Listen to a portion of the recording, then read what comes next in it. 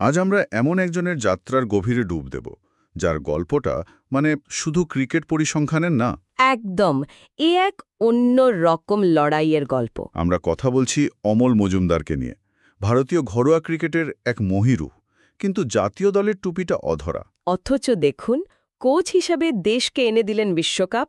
এই যে অপ্রত্যাশিত মোড়, এই নিয়েই আমাদের আজকের আলোচনা। হ্যাঁ, আমাদের কাছে যে লেখাটা আছে সেটাও এই অসাধারণ জার্নি, এই অপেক্ষা আর শেষমেশ স্বপ্নপূরণের কথাই বলছে। ঠিক, লেখাটা পড়লে গায়ে কাটা দেয়।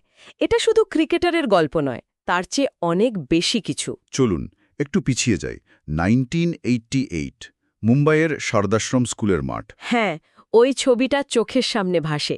১৩ বছরের অমল মজুমদার প্যাড পরে বসে আছেন। আর ব্যাট করছেন কারা? শচীন তেন্ডুলকর আর বিনোদ কাম্বলি। আর উনি নাকি দুদিন ব্যাট করার সুযোগই পাননি। ভাবুন একবার। এই অপেক্ষাটাই কি ওন ভবিষ্যতের ইঙ্গিত ছিল? কে জানে।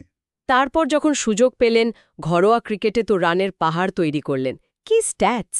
১৭১টা ফার্স্ট ক্লাস ম্যাচ, ৫০-এর কাছাকাছি গড়, ১১,০০০-এরও বেশি রান। আর ৩০টা সেঞ্চুরি। বম্বে টিমের ক্যাপ্টেন ছিলেন, রঞ্জি জিতিয়েছেন। আর কি করার বাকি ছিল? কিন্তু ওই যে ভারতের জার্সিটা গায়ে উঠল না। কেন? লেখাটা কি বলছে?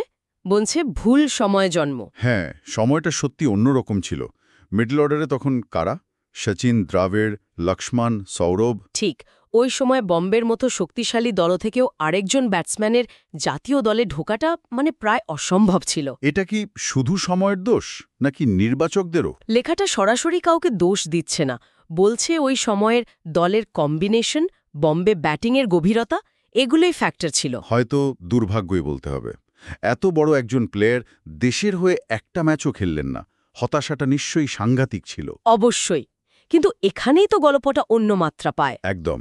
খেলোয়াড় হিসাবে যা পেলেন না, কোচ হিসাবে সেটাই অর্জন করলেন। হ্যাঁ, ভারতের মহিলা ক্রিকেট দলকে কোচিং করিয়ে বিশ্বকাপ জেতানো, এ তো অবিশ্বাস্য প্রত্যাবর্তন।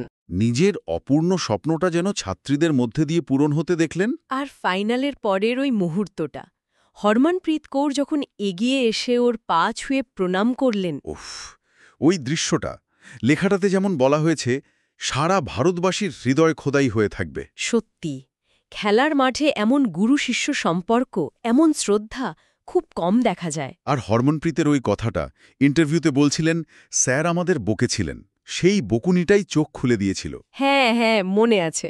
আর ঠিক সেই সময় ক্যামেরা প্যান করল অমল মজুমদারের দিকে। চোখে জল, পর্দায় স্পষ্ট দেখা যাচ্ছিল। লেখাটা খুব সুন্দরভাবে ধরেছে ওই মুহূর্তটা।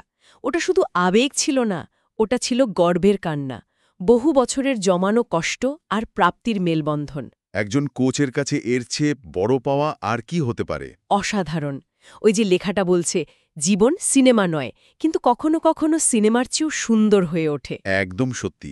অমল মজুমদারের জীবনটা যেন তারই প্রমাণ। ইন্ডিয়া ক্যাপটা হয়তো পাননি, সেই কষ্টটা হয়তো আছে, কিন্তু এই বিশ্বকাপ ট্রফি, এই সম্মান, কোটি কোটি মানুষের ভালোবাসা। হ্যাঁ, মনে হচ্ছে যেন ক্রিকেট দেবতা এভাবেই ওর প্রতি সুবিচার করলেন, হয়তো একটু দেরিতে, অন্যভাবে। ওই শেষ লাইনটা মনে পড়ছে, সবটাই একদিন তোমার হবে অমল।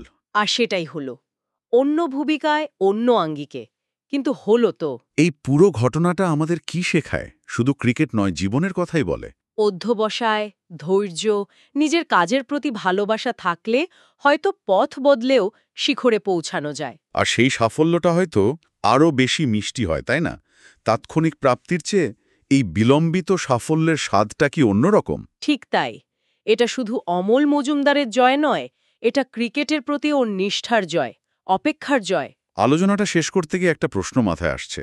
জীবনের প্রথম স্বপ্নটা যখন ভেঙে যায় বা অপূর্ণ থাকে, তখন অন্য পথে হেঁটে পাওয়া সাফল্য কি সেই প্রথম না পাওয়াটাকে ভুলিয়ে দিতে পারে, নাকি সেই দেরিতে পাওয়া স্বীকৃতিটাই আরও বেশি মূল্যবান হয়ে ওঠে?